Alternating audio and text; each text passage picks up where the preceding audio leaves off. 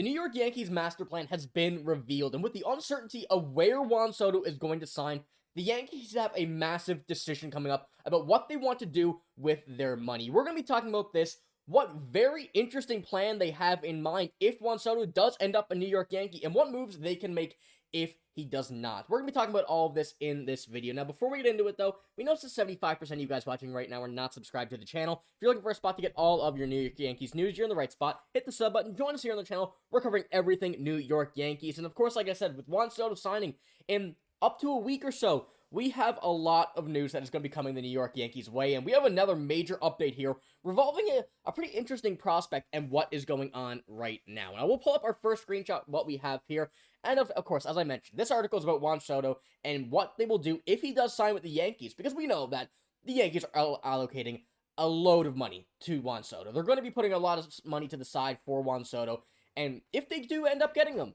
back for this team, they're not going to have too much more salary to spend on some more big pieces that they need to add. And this is what the article says. However, New York won't have much free agency money left over in that situation. The situation being Juan Soto signing with the Yankees once again, and it would force them to improve their roster via trade. And in a November 28th article from Bleacher Report's Joel Reuter conveyed that prospect Roderick Arias could be used as trade bait to bolster the New York Yankees roster. Now, Roderick Arias is the third-ranked prospect in the Yankees, as I'm sure as many of you know, but for those who don't, he is very young, just turned 20 years old not too long ago.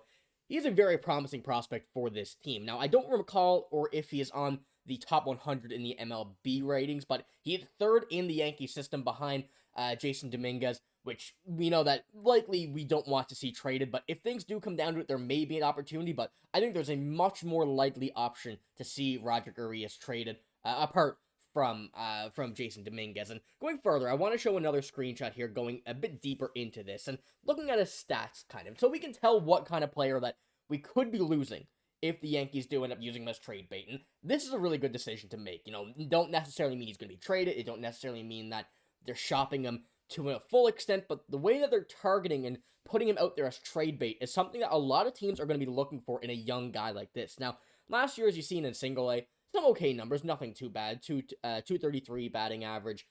Pretty, overall solid player, and a guy that the Yankees are going to like to have in the shortstop position. However, we do have Anthony Volpe right there right now for quite some time. He's going to be there for the foreseeable future, which leaves the Yankees a big opportunity to kind of move on from him if they do, of course, choose so.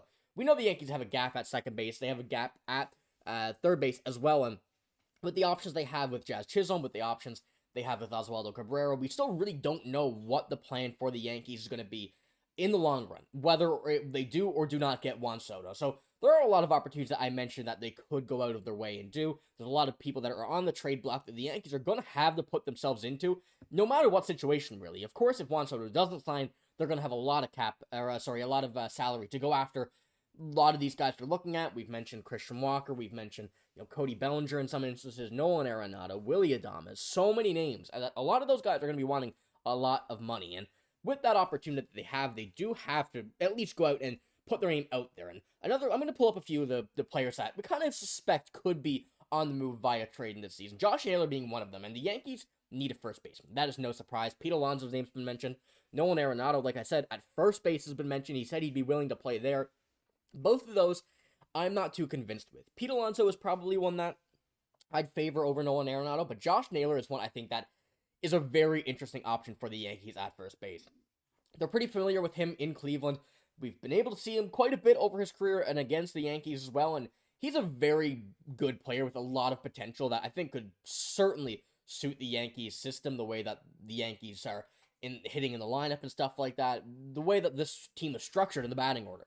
Perfectly fits a Josh Naylor type player, but they still have to decide whether first base is going to be their main priority, whether first base is going to be something they're going to wait on, and of course, what's going to happen with Juan Soto. That's the thing that really all relies on every bit of this happening, is if Juan Soto is going to be here for the long run, if he's going to be here, come 2 weeks, if he's going to be elsewhere come 2 weeks, and that just leaves a bigger hole if he is gone once again, but it makes it easier for the Yankees to be able to make a lot of these moves. And I did want to pull up the graph, the screenshot that we have here from Joel Reuter, what he has to say about this. It says, With the Yankees in a win now mode and Anthony Volpe penciled in at shortstop for the foreseeable future, Roderick Arias could be used as trade chip this winter if the right opportunity comes along. And Joel goes on to say that the right opportunity would be, of course, them getting Juan Soto. Being able to, them losing Juan Soto would be the part that would be the opportunity which allows them to be able to trade, to be able to get more players that are kind of in a ready-to-go situation. And, of course, that's what we're looking for. We want to see Juan Soto back with this team. We're in the win now. We don't want to see us have to go out and, put some prospects in positions they're not comfortable with. That is going to be the worst thing the Yankees could probably do at this point heading into this winter. And the end of the world won't be if Juan Soto does not become a New York Yankee or continue to be a New York Yankee.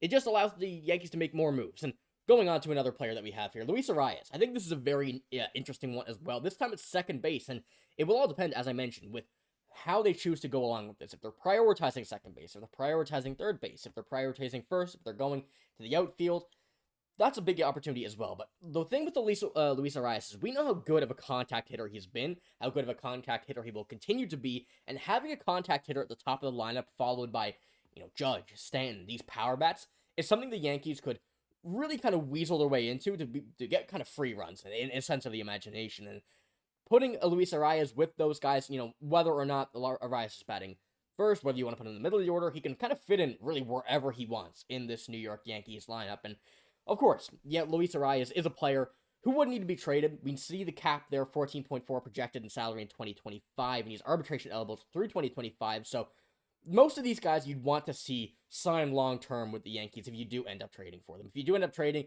get them locked down the same time. And especially if you're trading someone like Roderick Arias for those players, third-ranked prospect in the Yankee system, you're going to want to get a true value return for any of these players. And we know the Yankees aren't favored to trade too many prospects because we have a lot of young players on the left side now already. And I'll pull this up again as they did in the last video. We kind of see the infield right now.